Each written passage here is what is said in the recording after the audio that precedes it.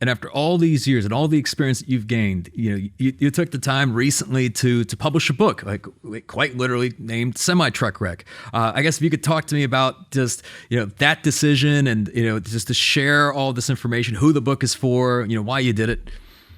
Yeah. And so I give you credit and Chris, because I had for years wanted to write a book and I had never done it. I always thought I was too busy until I became a Chris X member and had the benefit of talking to you and seeing how you wrote your book. And so I looked at it and said, well, guys, if he has time, certainly I should have time. And so I then started working on a book. And I wanted to do it differently because, I love people. I love the average. Again, my family were farmers and we're factory workers and construction workers and record drivers and grocery store owners. And so, they weren't college educated people. My dad was the first college educated people. And I love signing up clients to this day. I love meeting and sitting down with people.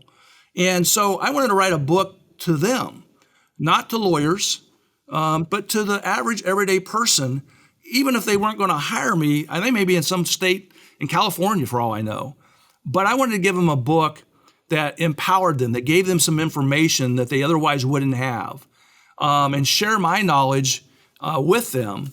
And so that's why I wrote the book. The book is directed towards just the average everyday person who may have the unfortunate happenstance to fall, that them or their loved ones have been in a serious semi-wreck and have lost a loved one or been catastrophically injured.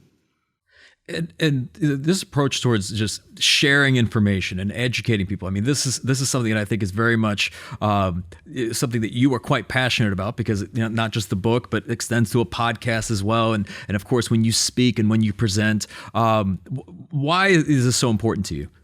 Yeah, I think there's different ways to do it. A lot of lawyers go around and talk to other lawyers, and they educate lawyers, and that's what they're passionate about, and that's great. I do that. I speak at national conferences to other lawyers, but I really enjoy speaking to people. I went to St. Louis and spoke for 2 days to hundreds of people, of just average everyday people. And my topic was, how do you share the roads safely? How do you avoid being in one of these wrecks? And I love that. I love just talking to the people, having people come up and chat with me. The odds that one of those 100 to 200 people are going to be in a wreck is slim to none. The reward for me in that sense is slim to none. But the reward for me to be able to touch people, to make a difference in their lives and educate them, is powerful to me. I love that. And so that's why we started the podcast. The podcast is never going to be a top podcast. I think we were ranked number 7 in the litigation world, personal injury world. But it is important that if somebody needs to know detailed information on a specific topic that has to do with a catastrophic wreck or a wrongful death or a semi-wreck or a big commercial vehicle wreck, they can go there and they can get information. And they can get that before they even hire a lawyer.